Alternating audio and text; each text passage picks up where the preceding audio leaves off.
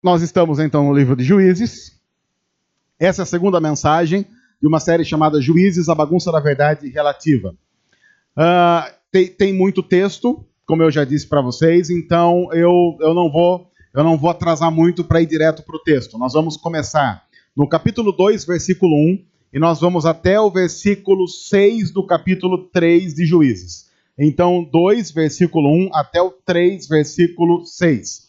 Eu quero lembrar que na semana passada, na introdução da série, a gente apresentou mais ou menos a temática de todo o livro, que você encontra principalmente no último versículo do livro, quando está escrito assim: naquela época dos juízes, não havia rei, não havia uma liderança muito forte em Israel, principalmente uma liderança que conduzisse o povo a Deus. E então cada um fazia aquilo que achava certo. E nós vimos na semana passada que num mundo em que cada um faz o que acha certo, todo mundo acaba fazendo o que é errado. Porque o ser humano não tem a capacidade de, por si só, encontrar aquilo que é o certo ou a verdade dentro dele mesmo. A verdade é Cristo, a correção é Cristo e o caminho é Cristo. Não há nenhuma outra possibilidade de nós encontrarmos qualquer referencial, mesmo que minimamente seguro, se nós não estivermos alicerçados em Cristo Jesus. Então esse foi o tema que nós vimos na semana passada, e hoje nós vamos ver um texto que é um resumo de todo o livro de Juízes. O texto de hoje vai mostrar o que estava acontecendo, e depois, a partir do versículo 7 do capítulo 3, ele vai entrar em algumas histórias demonstrando como, na prática, isso tudo estava acontecendo. Mas o texto começa dizendo assim, capítulo 2, a partir do versículo 1. O anjo do Senhor subiu de Gilgal a Boquim e disse, duas localidades ali onde o povo de Deus estava. Lembre-se que o povo já está na Terra Prometida, ele já entrou na Terra Prometida e ele já está tomando posse de algumas cidades, de alguns locais, de algumas regiões. E então o anjo do Senhor disse, uma mensagem que vinha de Deus para eles. Eu tirei vocês do Egito e eu os trouxe para a terra que prometi com juramento que eu daria aos seus antepassados. Eu disse, jamais quebrarei a minha aliança com vocês. E vocês não farão acordo com o povo dessa terra, mas demolirão os altares deles. Por que vocês não me obedeceram? Portanto, agora eu lhes digo que não os expulsarei da presença de vocês. Eles serão os seus adversários, e os deuses deles serão uma armadilha para vocês. Quando o anjo do Senhor acabou de falar a todos os israelitas, o povo chorou em alta voz, e ao lugar chamaram Boquim. Ali ofereceram sacrifícios ao Senhor. O texto de hoje começa com um resumo do resumo. Isso que a gente acabou de ler é um resumo resumido de todo o resumo que você vai encontrar até o versículo 6 do capítulo 3. O povo de Israel, para a gente lembrar mais ou menos o que está acontecendo, foi liberto do Egito, passou 40 anos no deserto sendo conduzido por Moisés, e aí quando Moisés morre, ele passa a ser conduzido por um homem chamado Josué, que conduz o povo entrando na Terra Prometida. E o que Deus tinha dito para o povo dele? Quando vocês chegarem na Terra Prometida, não tem negociação com o povo de lá. Vocês vão ter que expulsar o povo que está lá, porque se vocês não fizerem isso, é apenas uma questão de tempo para vocês começarem a fazer o que o povo de lá faz.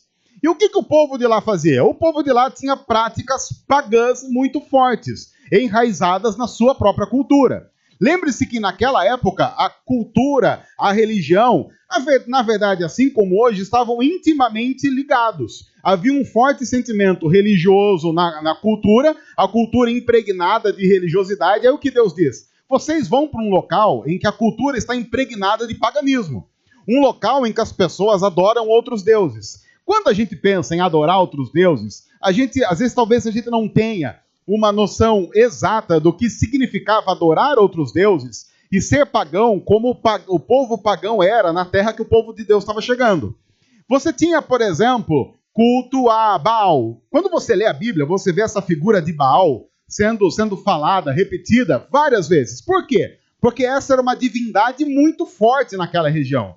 Era um dos grandes deuses daquela região, seguido por muita gente. E aí o povo de Israel chega num local e chega numa região em que Baal é adorado. Se você dá um Google, por exemplo, se você faz uma pesquisa, você vai encontrar representações, desenhos de como Baal era.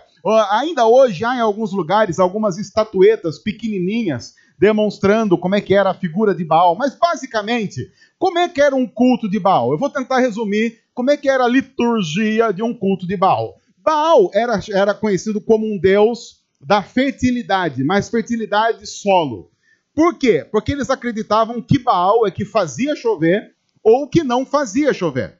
Por isso que o texto, por exemplo, lá de Noé, o texto de Elias, em que Deus fala, eu vou fazer chover o quanto eu quiser, e também vou fazer não chover o quanto eu quiser, é um tiro contra esse culto de Baal. É Deus dizendo, não, quem faz chover sou eu. Mas o povo daquela região tinha Baal como Deus da fertilidade através da chuva. E às vezes acontecia o quê? Acontecia uma seca, ou então eles iam plantar, precisava que a chuva caísse na época certa.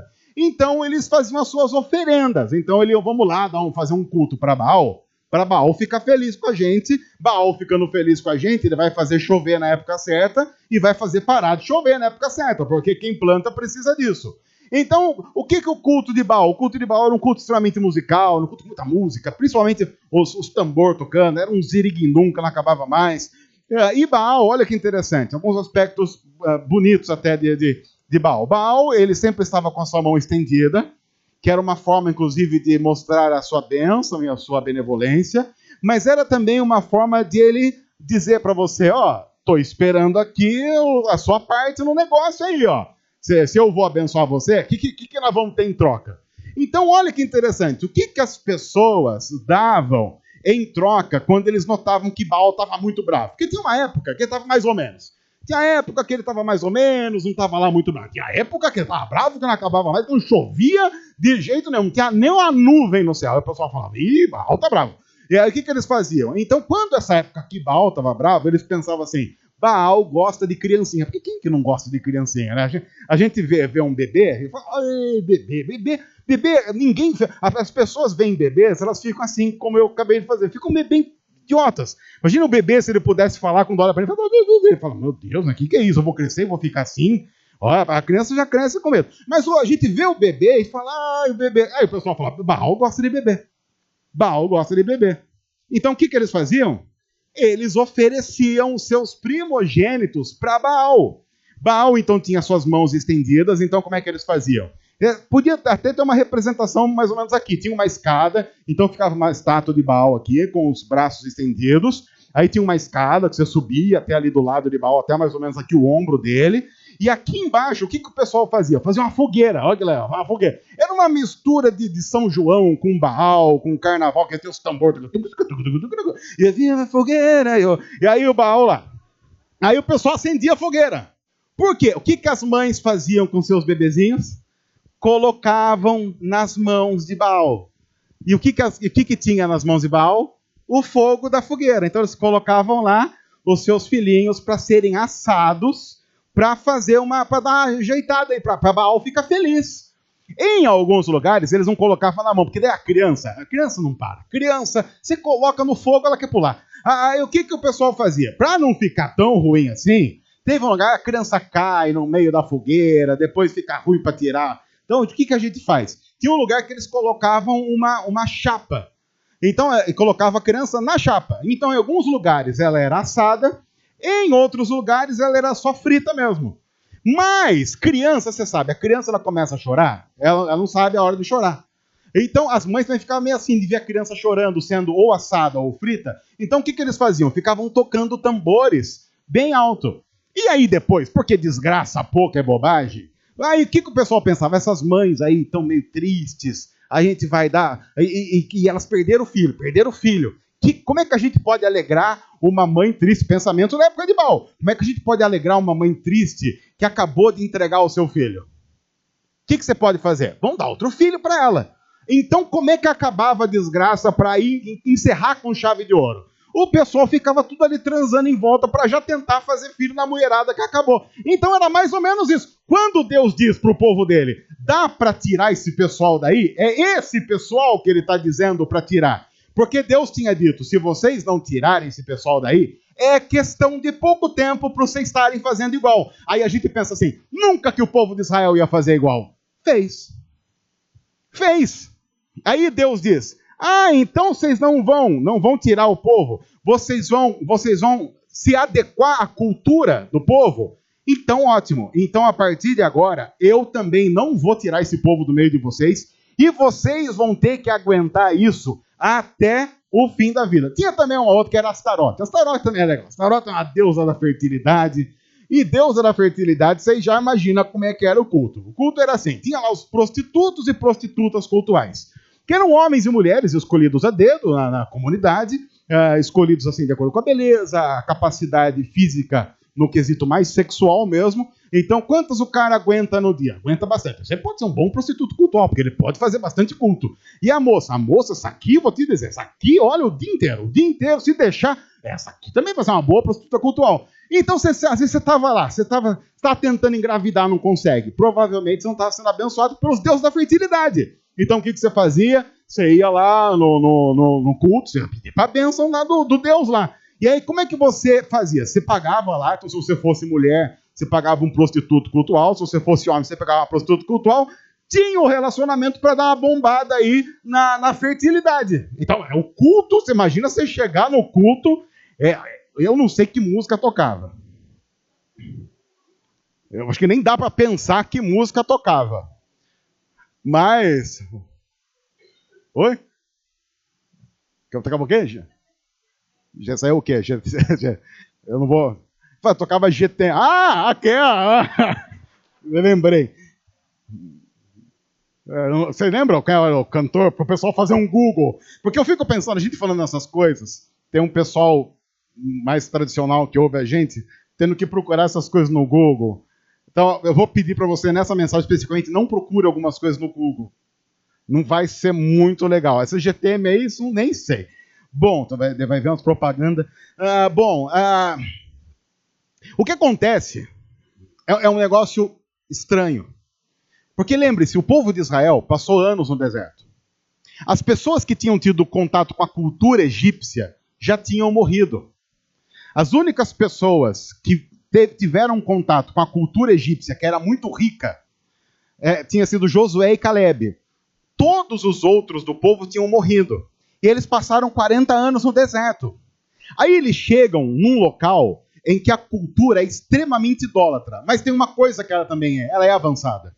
Tanto é que o povo, quando vai entrar na Terra Prometida, qual é a primeira cidade que eles dão de cara e tem que conquistar para começar a conquista da Terra toda? É uma cidade chamada Jericó. Jericó era conhecida pelas suas grandes muralhas. Imagina alguém que passou um tempo no deserto, vendo aquelas vilezinhas nômades lá no meio, uma cidadezinha mequetrefe aqui, outra ali, um povoado ali. De repente ele dá de cara com Jericó, muralhas altíssimas.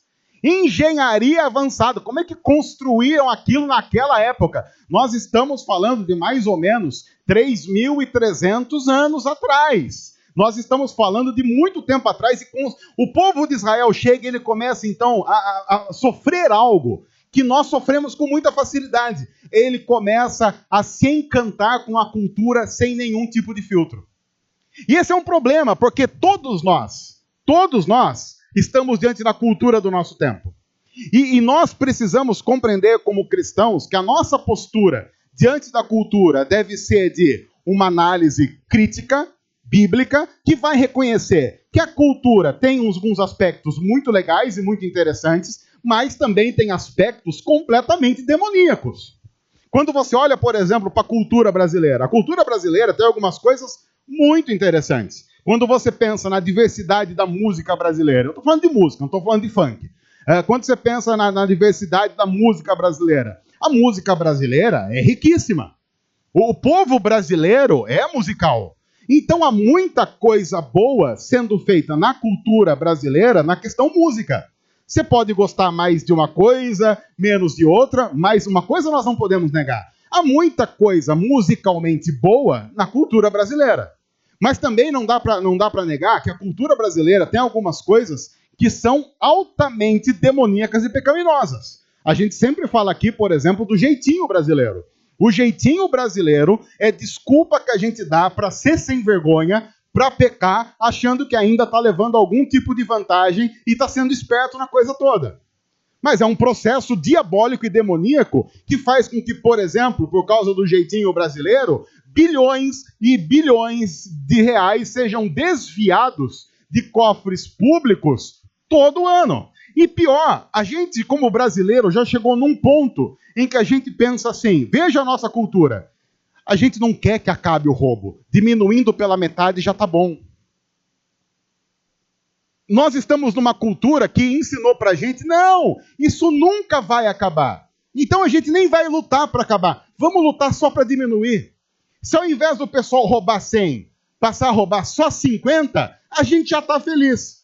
Esse é um aspecto demoníaco da cultura. O que acontece é que, geralmente, quando cristãos se encantam com a cultura de forma não crítica, eles geralmente são conduzidos por essa mesma cultura para muito longe da cultura do reino de Deus. Eu quero repetir isso porque isso é importante.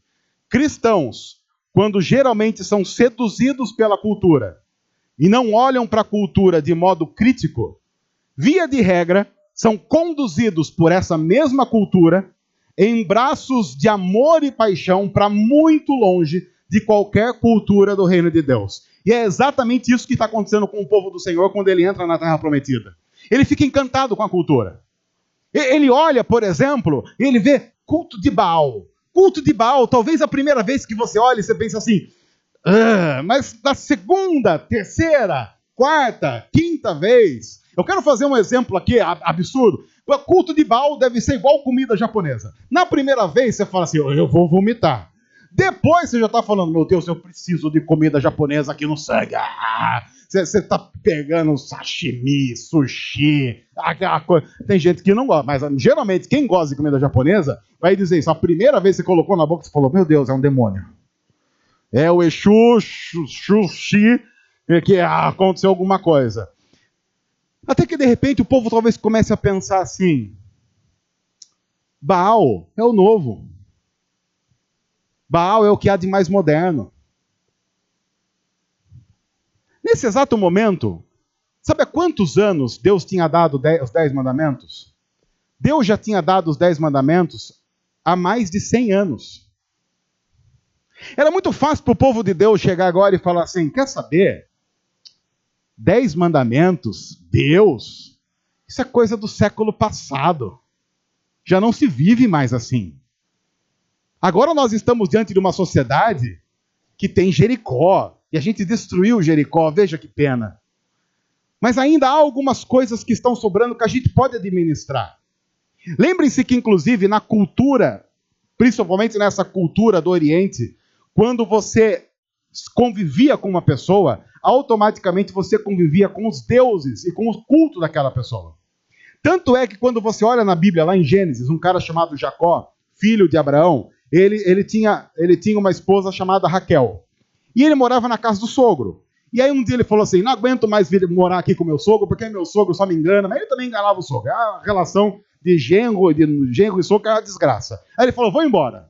Aí ele vai embora e ele fala para Raquel, pega suas coisas e vamos embora. Ela pega os produtos de maquiagem, ela pega as coisas, pega tudo que tem que colocar. E a Bíblia diz que ela coloca o que na mochila dela? Ela pega os seus ídolos do lar, que eram ídolos, deuses que ela tinha. Aí você pensa assim, mas Jacó não é um cara do povo de Deus? É, mas naquela época, quando você se casava com alguém, se aquela pessoa tinha outros deuses, você sabia que estava se casando com isso também. Não se esperava você, ao casar com alguém de outro povo, que houvesse uma transformação e uma conversão. Por isso que a história de Ruth e de Noemi, que tem na Bíblia, quando Ruth diz assim, o meu Deus será o teu Deus, ela está fazendo algo inovador. Ela está dizendo, eu quero ficar com você tanto que eu quero assumir para mim os seus deuses. Eu quero viver com você, para você e em função de você. É uma declaração de fidelidade a uma mulher que estava numa situação completamente terrível diante daquilo que tinha acontecido com ela com a perda dos filhos. Por isso que a Bíblia também muitas vezes diz, olha, cuidado com relacionamentos de julgo desigual com pessoas de outra cultura, porque, gente, essa conversa de que você vai juntar cultura e você vai fazer isso para evangelizar, não deu certo de Gênesis a Apocalipse. Geralmente, quando se faz concessões culturais, quem sempre faz mais concessão é o crente. Mas raramente é o contrário que acontece. Muito raramente. E o povo de Deus agora está sendo penalizado porque Deus olha para ele e diz assim: você fez concessões. E eu não sou um Deus de concessões. Eu não sou um Deus de 99% de fidelidade. Eu sou um Deus de 100% de fidelidade. Com Deus é sempre na relação do tudo ou nada. Mas o texto continua e vai piorar. Depois que Josué despediu os israelitas, eles saíram para ocupar a terra, cada um a sua herança. O povo prestou culto ao Senhor durante toda a vida de Josué e dos líderes que continuaram vivos depois de Josué, e que tinham visto todos os grandes feitos que o Senhor realizara em favor de Israel. Josué, filho de Num, servo do Senhor, morreu com a idade de 110 anos. Ele foi sepultado na terra de sua herança, em Timnat-Heres, no monte de Efraim, ao norte do monte Gaás. Depois que toda aquela geração foi reunida a seus antepassados, surgiu uma nova geração que não conhecia o Senhor e o que ele havia feito por Israel. Então os israelitas fizeram o que o Senhor reprova e prestaram culto aos Baalins. Então lembra aquele culto que eu acabei de falar, que todo mundo ficou assim, o que Israel fez?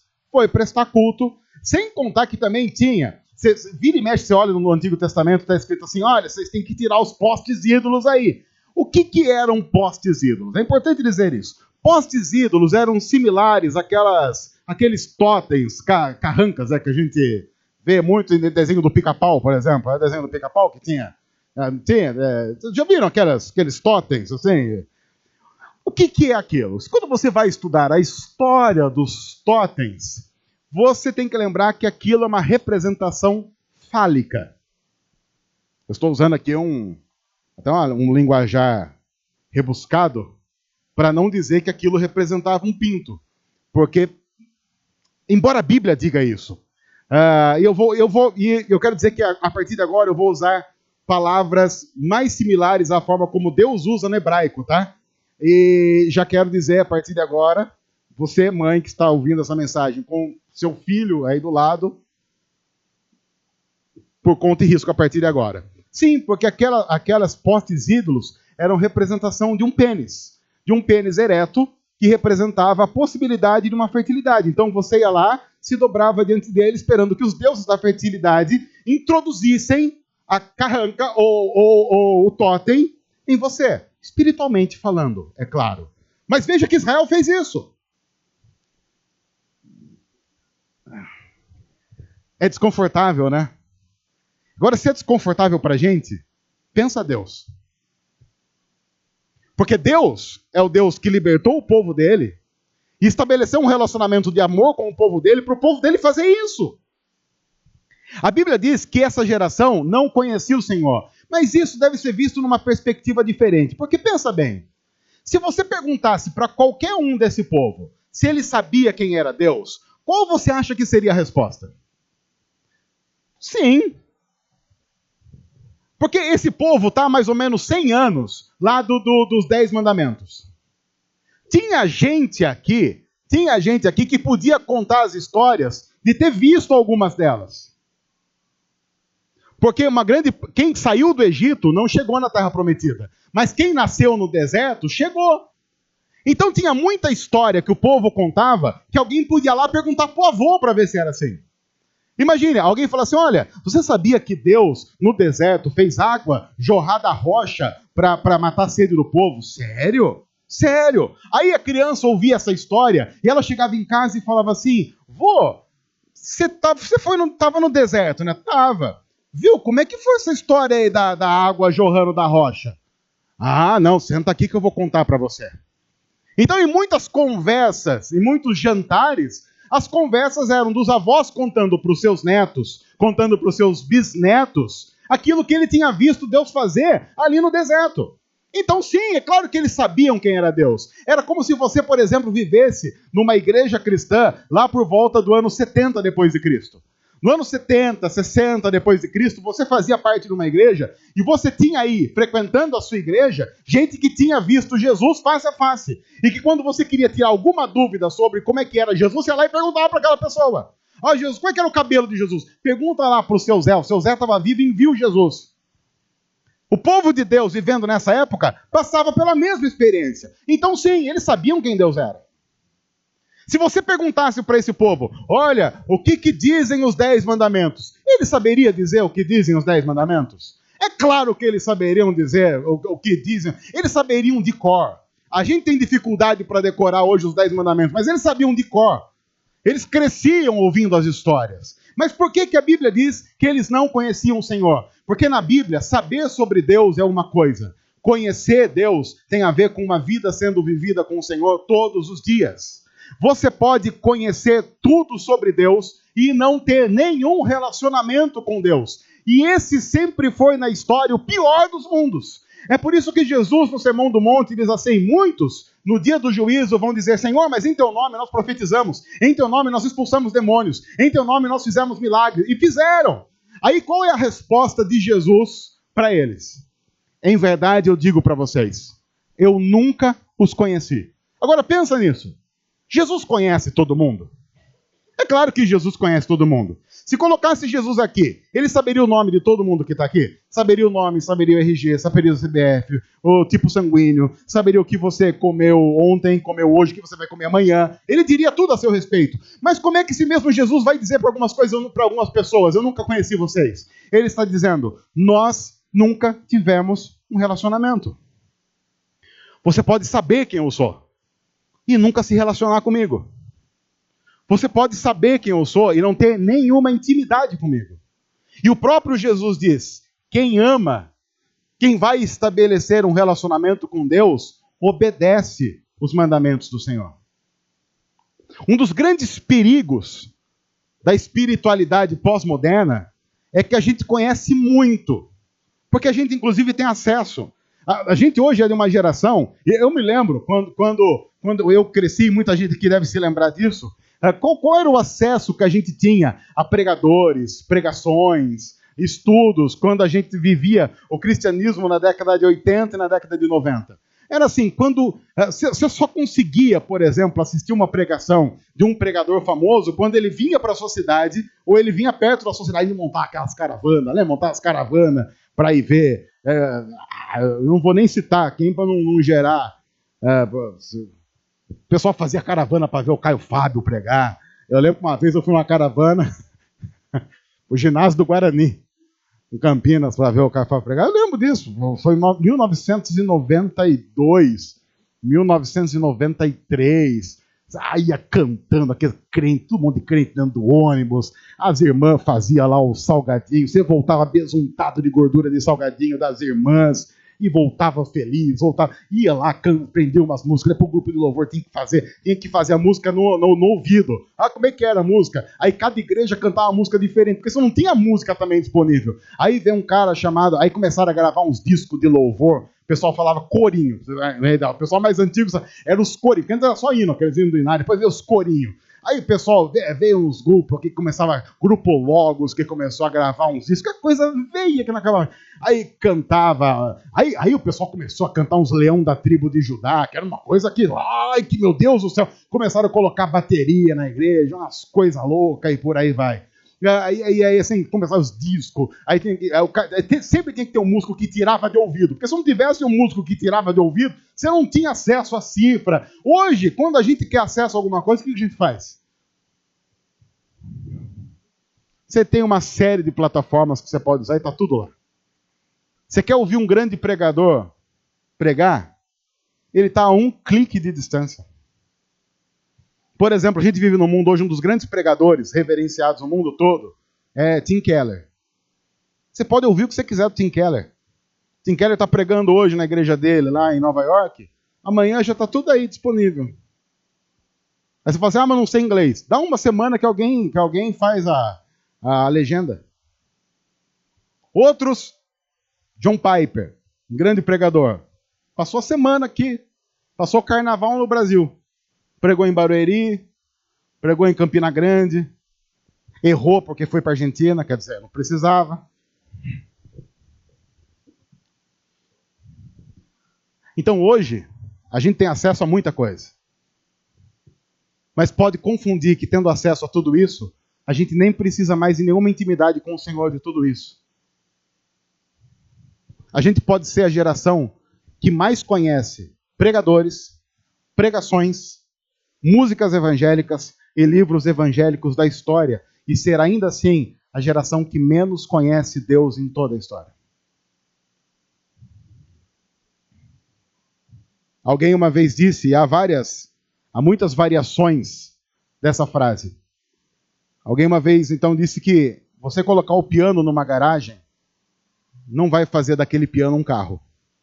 Assim como colocar um ser humano num templo não faz daquele ser humano um cristão. Pianos devem fazer o que pianos foram criados para fazer. E cristãos devem fazer aquilo que foram criados para fazer.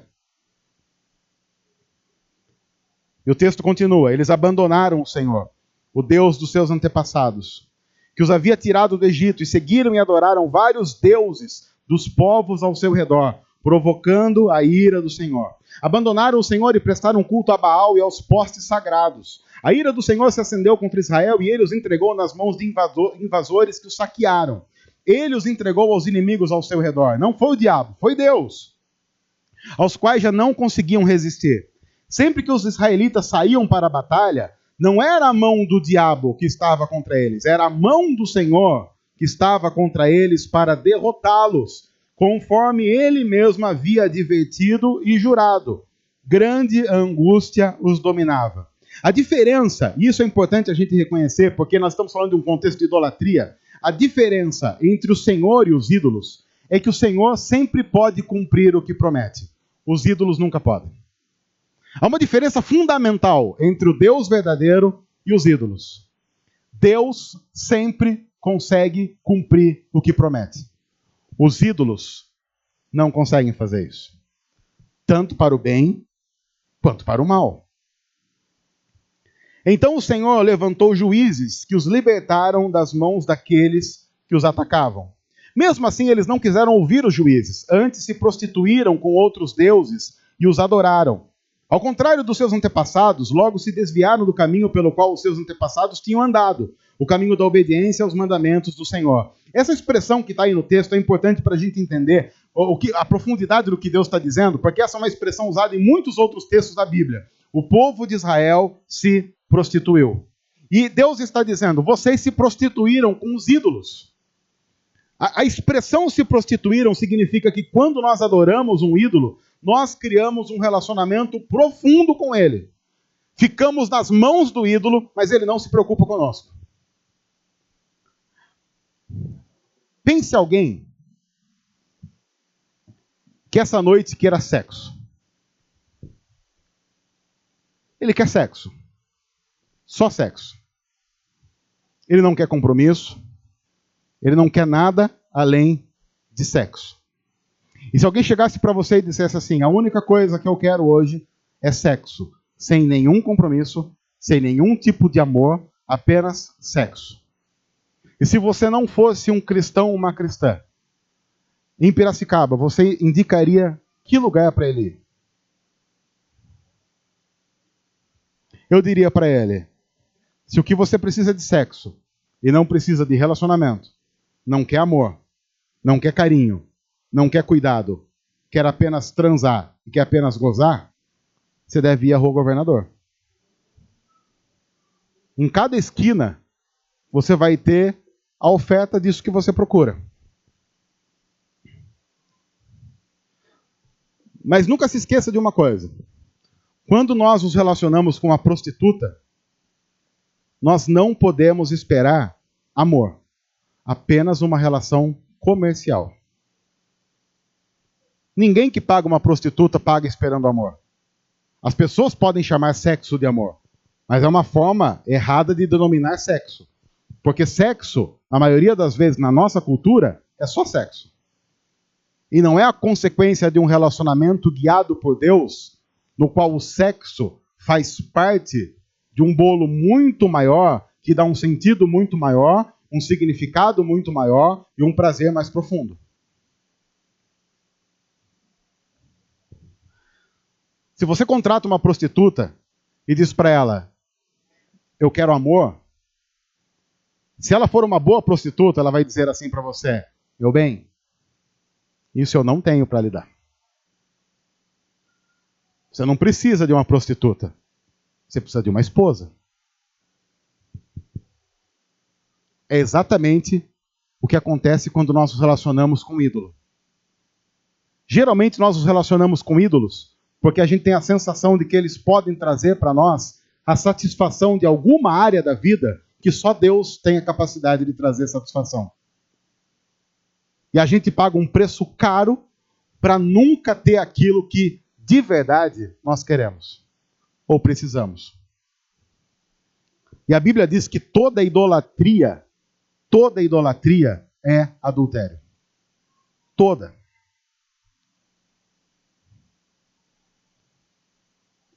Sempre que o Senhor lhes levantava um juiz, ele estava com o juiz e o salvava das mãos dos seus inimigos enquanto o juiz vivia. Pois o Senhor tinha misericórdia por causa dos gemidos deles diante daqueles que os oprimiam e os afligiam. Esse ponto é importante porque o que a Bíblia está dizendo é que Deus sempre enviou a salvação para o seu povo simplesmente porque o coração do povo está partido e Deus se importa com isso. Nenhum ídolo pode oferecer isso. O único Deus que pode ter compaixão diante de um coração partido é o nosso Deus. A salvação não tem a ver, e nunca teve, com o que o povo faz. Mas a salvação sempre tem a ver com o que o povo não tem capacidade de fazer e que Deus resolveu fazer no lugar dele. Mas, quando o juiz morria, o povo voltava a caminhos ainda piores, como se isso fosse possível, do que os caminhos dos seus antepassados, seguindo outros deuses, prestando-lhes culto e adorando-os. Recusavam-se a abandonar suas práticas e seu caminho obstinado. A Bíblia diz, e essa é a segunda vez que o texto diz, eles seguiam outros deuses, no plural. O Tim Keller diz que o maior perigo não é o ateísmo. Mas o maior perigo da nossa religiosidade é querer que Deus coexista em paz e tranquilidade com outros ídolos. E isso é algo que nós, convenhamos, tentamos fazer sempre. Se a gente chegasse no shopping Piracicaba e tivesse lá uma estátua de Baal ou de Astarote exigindo o sacrifício de crianças ali na praça central do shopping, você provavelmente ia ligar para a polícia e falar assim, temos um problema aqui, alguém precisa vir porque estão matando crianças aqui. Mas vá para esse mesmo shopping, você não vai encontrar uma estátua de Baal lá. Porque não precisa. O que Baal fazia? Baal dizia assim, olha, eu vou dar chuva no tempo certo, porque você tendo chuva no tempo certo, você vai poder colher, você vai poder plantar e colher. Isso vai dar o que para você? Dinheiro, subsistência, sobrevivência. E por que isso é importante, colocar isso nas mãos de Baal? Porque uma das coisas mais libertadoras para seres humanos pecadores é tirar as coisas das mãos de Deus e colocar em qualquer outro lugar. Porque ficar nessa expectativa de achar que Deus vai suprir tudo é uma desgraça, principalmente para a gente que é ansiosa.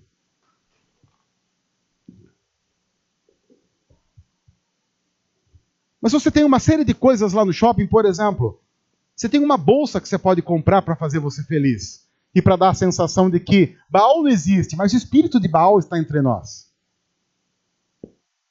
Você tem uma série de coisas que você pode comprar para se sentir um homem melhor. Há uma série de ídolos funcionais que podem fazer com que a gente se sinta incluído, aceito, admirado.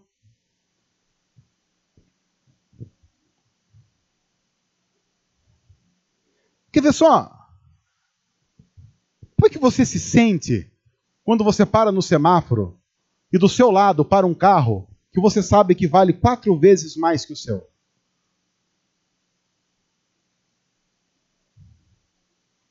Você já olhou para a pessoa que dirige aquele carro? Como ela é bonita. Porque poucas coisas não. Ninguém é tão bom maquiador como o dinheiro. Eu não sei qual é o produto de maquiagem que você usa. Dinheiro é melhor. Dinheiro deixa as pessoas lindas. Dinheiro deixa as pessoas felizes, engraçadas. Dinheiro faz com que as pessoas sejam convidadas para as festas. Quando você entra numa casa, que é a casa dos seus sonhos, mas ela não é sua. O que os ídolos estão dizendo naquela hora que você deve fazer para conquistar aquilo? Porque você depende daquilo. Mesmo que você saiba que quem mora lá dentro está já ansiando e pensando em alguma outra coisa necessária para preencher um vazio no coração que só Jesus pode preencher. Ídolos funcionais. E o que a gente precisa fazer para agradar esses ídolos, para eles darem essas coisas para a gente? Qual ética e moral a gente tem que abrir mão para que a gente possa adorá-los no altar do nosso coração e eles possam dar para a gente a sensação de que eu não vou dormir feliz, mas eu vou dormir rico. E não importa, é melhor ser triste em Paris do que feliz em Piracicaba. E se você acha isso loucura, esqueça. Porque a cultura diz isso para nós e a maioria de nós está correndo atrás disso. A maioria de nós. Não dá para saber o percentual disso. Mas a maioria de nós está correndo todos os dias com o alvo de sermos infelizes em Paris para ficar de lá postando fotos nas redes sociais, dando indiretas para os idiotas desse mundo que resolveram ser fiéis a Deus e são felizes, mas nunca precisaram fazer um passaporte porque nunca saíram do país. Idiotas. Idiotas que não sacrificaram seus filhos a Baal. Idiotas. Idiotas que nunca dobraram o coração diante de um símbolo fálico de prazer e sexo. Idiotas. Idiotas que resolveram ser fiéis às suas esposas, fiéis aos seus maridos. Idiotas que resolveram ser fiéis aos seus princípios no trabalho. Idiotas que resolveram adorar a Deus um domingo à noite, enquanto tem tanta coisa que Baal e Astarote oferecem para a gente nesse exato momento.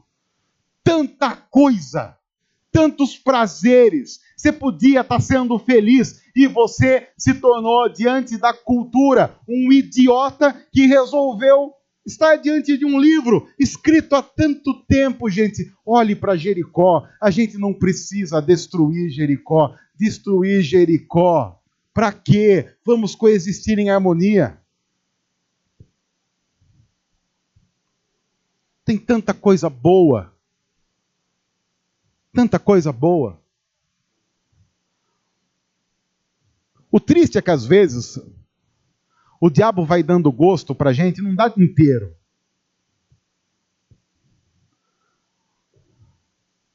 Uma das frases icônicas, e a gente já falou sobre ela aqui tantas vezes, mas esse é um livro de esse é um filme de catecúmenos. Advogado do diabo, quando Al Pacino, fazendo o papel de diabo, ele diz assim: eu vou adorar a Deus? Deus permite com que eu coloque alguma coisa saborosa na boca e diz para não engolir. E diz que se eu engolir, eu não devo me saciar com aquilo. E se eu me saciar com aquilo, eu não devo me deleitar com isso todos os dias.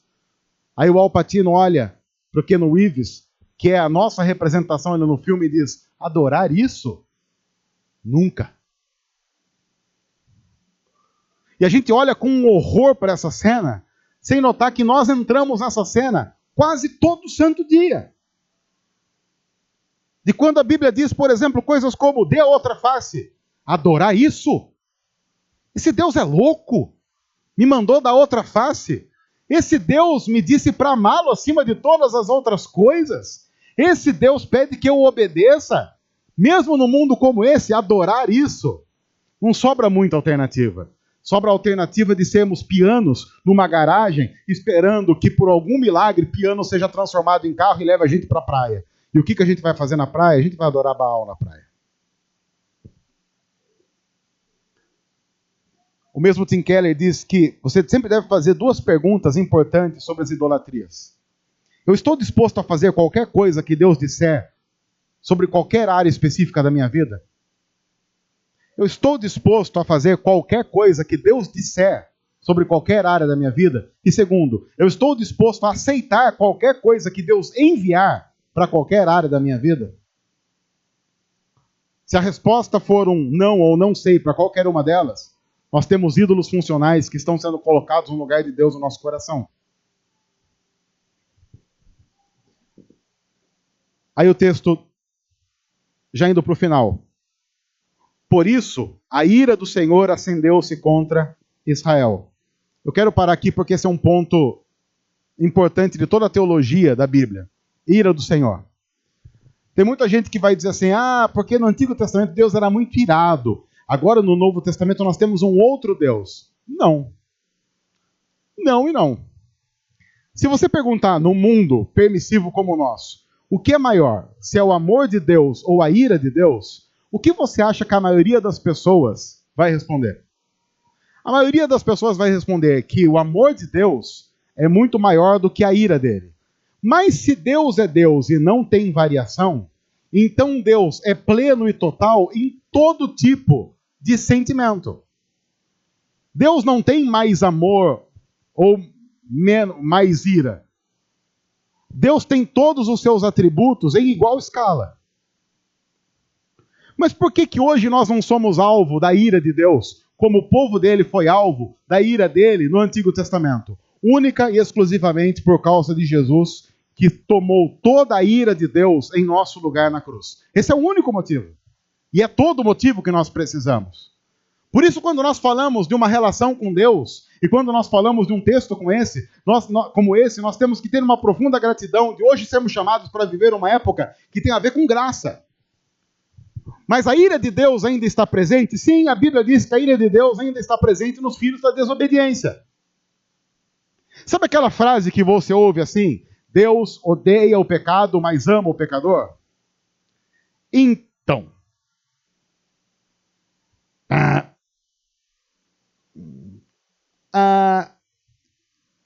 Não. Mas eu sou pecador e Deus me ama. Por que Deus ama a gente? Deus não ama a gente por causa de nós. Deus ama a gente por causa de Jesus. Deus ama a gente porque quando Ele olha para nós, o que Ele vê? Ele vê a imagem do seu Filho. Porque quando Ele olha para nós, Ele vê a igreja, o corpo de Cristo. Porque se Deus olhar para nós e ver nós mesmos, o que sobra para a gente? Sobra exatamente o que está acontecendo aqui.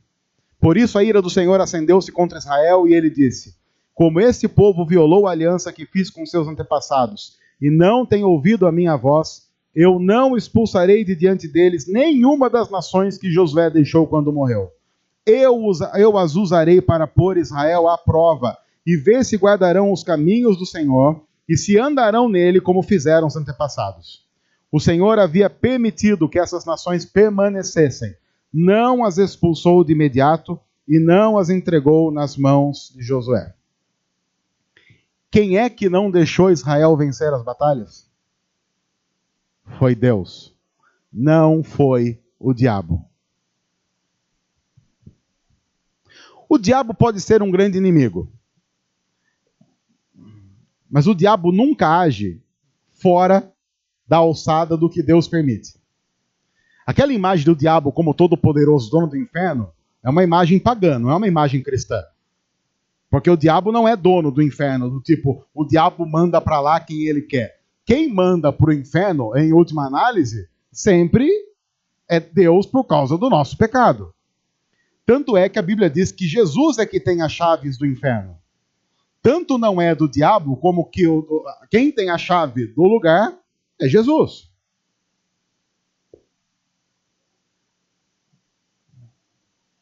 O diabo não é todo poderoso. Eu brinco dizendo que o diabo é o Ibis do mundo espiritual. O Ibis é um time de futebol lá do Pernambuco que não ganha ninguém. Não tem mundial, por exemplo. O Ibis. E o diabo é o Ibis do mundo espiritual. Então o nosso temor não deve ser o diabo. Davi disse assim, quando ele estava sendo perseguido por um grande exército. E o pessoal falou, Davi, você não está com medo? Ele falou, eu? Não. Mas Davi, do que você tem medo? Eu tenho medo de cair nas mãos do Senhor. Porque aí, olha. Ele falou assim, eu vou ter medo? O que os homens podem fazer comigo? Podem me matar? Tá bom. Me mate e eu vou estar nos braços do Senhor. Agora eu temo aquele que além de matar o meu corpo, pode matar a minha alma e me lançar no inferno. Esse é um temor. Hoje nós não precisamos viver em temor, porque a nossa garantia de salvação está em Cristo, não em nós. Mas é triste o quanto a gente faz disso um motivo de sem vergonhice. E um motivo de safadeza. E um motivo de libertinagem. Exatamente como a igreja lá de Roma fazia, debaixo da auspiciosidade de Nero e imperadores como Calígula. Aí o pessoal vai dar Google agora, vai achar aquele filme. Não vai dar Google. O texto termina assim. São essas as nações, e eu quero que você leia esse texto depois em casa, substituindo esses nomes e tentando se colocar o mais próximo possível desse texto. São estas as nações e culturas que o Senhor deixou para pôr à prova todos os israelitas que não tinham visto nenhuma das guerras em Canaã. Fez isso apenas para treinar na guerra os descendentes dos israelitas, pois não tinham tido experiência anterior de combate. Os 5 governantes dos filisteus, todos os cananeus, sidônios, heveus que viviam nos montes do Líbano, desde o monte Baal-Hermon até o Lebo Hamate. Essas nações foram deixadas para que por elas os israelitas fossem postos à prova, se obedeceriam aos mandamentos que o Senhor dera aos seus antepassados por meio de Moisés. Os israelitas viviam entre os cananeus, os hititas, os amorreus, os ferezeus, heveus e jebuseus. Tomaram as filhas deles em casamento e deram suas filhas aos filhos deles. E, consequentemente, automaticamente prestaram culto aos deuses deles. Uma das maiores tristezas de estar diante da cultura, sem ser um crítico da cultura, é que você toma tudo da cultura como sendo autorizado, legal, sem nenhum tipo de crítica. Um dos maiores exemplos da Bíblia nisso é um cara chamado Salomão. Deus deu para Salomão uma sabedoria absurda. E Salomão morreu idólatra. A Bíblia diz que no final da vida dele, ele tinha escolhido mulheres de outros povos e aculturou-se com essas mulheres. E a Bíblia diz que elas fizeram com que ele pecasse, adorando outros deuses. Tanto é que uma das primeiras coisas que tiveram que fazer depois que ele morre, numa reforma religiosa, foi retirar uma série de altares idólatras que estavam espalhados por todo Israel.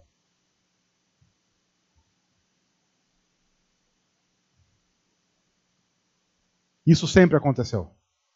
Quando você lê a história de Davi, em alguns momentos da história de Davi, quando as esposas de Davi vão pegar as suas coisas para também arrumar as malas, elas colocam seus ídolos dentro das malas. Davi.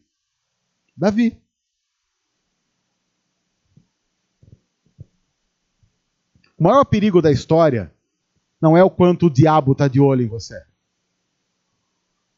O maior perigo da história é quanto nós estamos de olho no diabo. O maior perigo da história não tem a ver com o diabo esperando a gente em casa para, fazer com que a gente tenha uns sonhos estranhos. O pior é quando a gente sonha acordado com o diabo. Às vezes, a gente tem uns sonhos meio opressores, né? Não sei quantos aqui já tiveram aqueles sonhos opressores que você acorda mal e você pensa, o diabo está tentando. Aí você faz uma oração e vai seguir o dia, vai ser feliz com Deus. O problema é quando a gente se pega sonhando acordado com o que o diabo pode oferecer. E tentando oferecer algumas concessõezinhas básicas para que ele possa nos fazer felizes. Porque nem sempre Deus dá conta disso, né? Nem sempre. Às vezes Deus, inclusive, quer provar a gente. Talvez a grande falha de Deus seja que ele não seja Papai Noel. O bom velhinho não se esquece de ninguém. E o velhinho da Bíblia está esquecendo de tanta gente, não é mesmo? A gente precisa dar um help. E prestar um culto aos deuses deles. A gente vai encerrar esse culto daqui a pouco. E você vai entrar na liturgia de um outro culto da cultura, prestando adoração a todos os ídolos funcionais que vão gritar em nossos ouvidos todo dia e todo instante.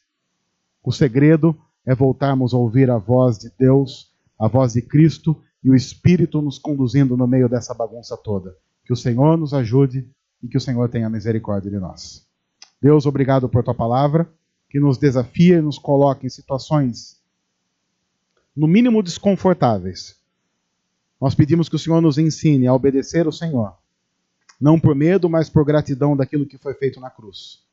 Mas que a gente também não pegue o que foi feito na cruz com uma desculpa esfarrapada para viver como o povo do Senhor sempre teimou viver longe do Senhor. Que a cruz nos aproxime e não seja usada por nós como motivo maior de distância. Nós pedimos isso em nome de Jesus. Amém. Amém. Olá pessoal, tudo bem?